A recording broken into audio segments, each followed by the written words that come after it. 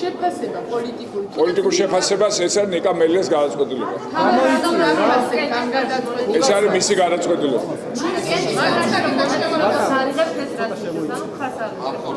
არ ვიღებთ მონაწილეობას საერთოდ უფლებამოსილების შეწყვეტის შესახებ გადაწყვეტილებებში მონაწილეობას არ ვიღებთ.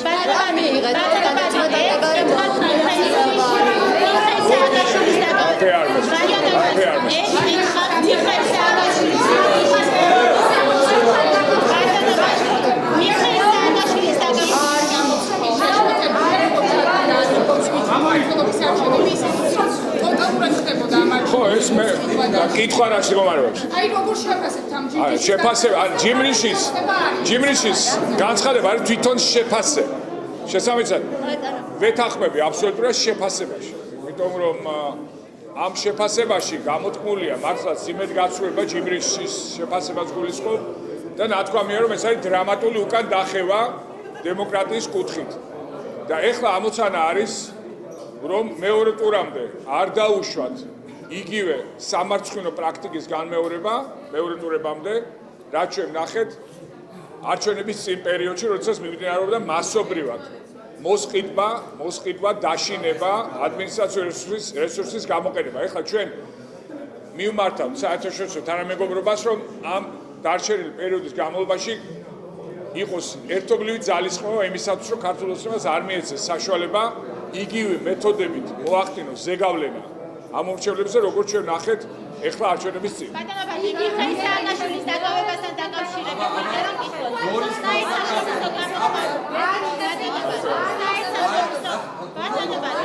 მეგობრებო, ერთმანეთს შეთანხმდით რა. შეთანხმდით. მეგობრებო, არაფერი არ მესმის. არ გამ. მაინც ერთად საუბრობთ. მეგობრებო, არაფერი არ მესმის.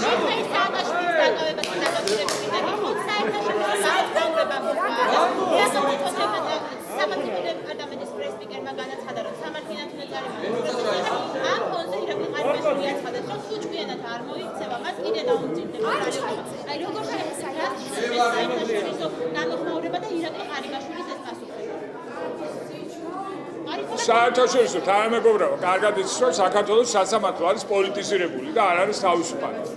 აქედან არის სწორედ გამომდინარე ის მოწოდებები, რომელიც სახელმწიფო დეპარტამენტმა გააკეთა. დღეს სამწუხაროდ საქართველოში პოლიტიკური ფიგურებისთვის სასამართლოს მიღება არის შეუძლებელი. ეს არის დიდი პრობლემა ქვეყნისთვის და აქედან გამომდინარე არის შეშფოთება.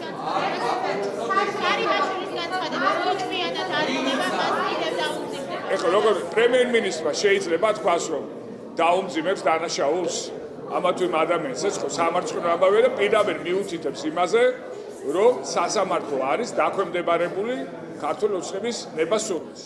სამწუხაროა, მაგრამ ამას თვითონ აღიარებს პრაქტიკულად ქართული ოცნების ლიდერები აღიარებენ თავის თვითონ ამას და ვერ ხვდებიან, რომ ამით კიდევ ერთხელ ხაზს უსვამენ, რომ სასამართლო სრულად კონტროლდება ქართული ოცნების და მისი დამფუძნებელს.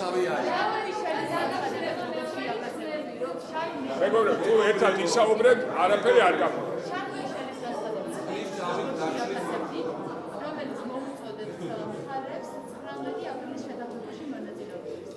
მონაწილეებს არა, შესრულებს. დიახ.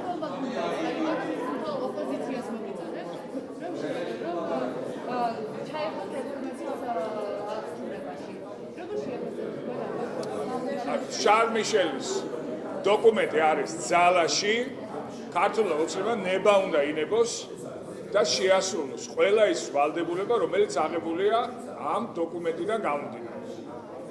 არც ერთი შენიშვნა არ ყოფილა გამოთქმული ლელოს მიმართ, რომ ჩვენ რომელიმე ვალდებულება არ შევასრულეთ. არც ერთი მედიატორის მხრიდან. ამ დროს არაერთხელ პირდაპირ იყო ნათქვამი ევროკავშირის, შეერთებული შტატების მხრიდან, რომ ქართულ ოცნებამ დაარღვია რიგი პირობები.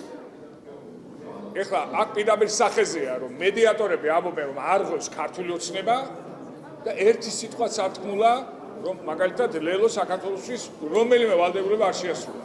ერთი მინიშნებაც არ ყოფილა. ამიტომ აქ პირდაპირ ჩანს, რომ ქართული ოცნება არის სამწუხაროდ ერთადერთი მხარე ამ შეთანხმების, რომელიც უხეშად არგოს შეთანხმებას, ამიტომ უნდა დაუბრუნდეს შეთანხმებით გათვალისწინებული ვალდებულების შესრულებას.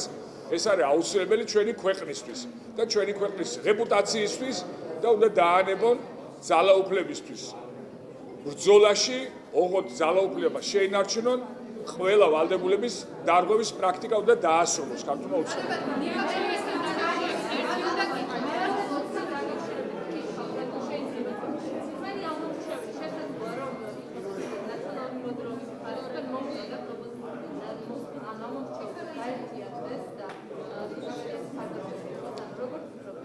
ჩვენ ვფიქრობთ, ჩვენ ეხლა მეორე ტურებში წავდგებით კოალიციური მმართველობის მოდელებით.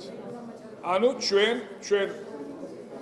ამორჩევლებს მოუწოდებთ კოალიციური მმართველობის მოდელების მხარდაჭერას. ეს ნიშნავს, რომ ყველა დიდ ქალაქში იქნება წარდგენილი კოალიციური შემადგენლობა ადგილობრივ მმართველობის. ამიტომ ჩვენ საუბრობთ კოალიციური მმართველობის მხარდაჭერაზე და არა რომელიმე კონკრეტული კანდიდატის ან პოლიტიკური პარტიის. კოალიციურ მმართველობას გულისხმობთ. კიდევ ერთხელ გავიმეორებ. კოალიციური მმართველობა გულისხმობს სხვადასხვა პოზიციებზე, მათ შორის მმართველობის წამყვან პოზიციებზე ოპოზიციური პარტიების კანდიდატებს. ამიტომ ჩვენ საუბრობთ, კიდევ ერთხელ გავიმეორებ, კოალიციური მმართველობის მოდელისადმი მხარდაჭერას და უნდა დასრულდეს ერთპარტიული ჰეგემონია და ერთპარტიული მმართველობა ყველა დონეზე. Thank you.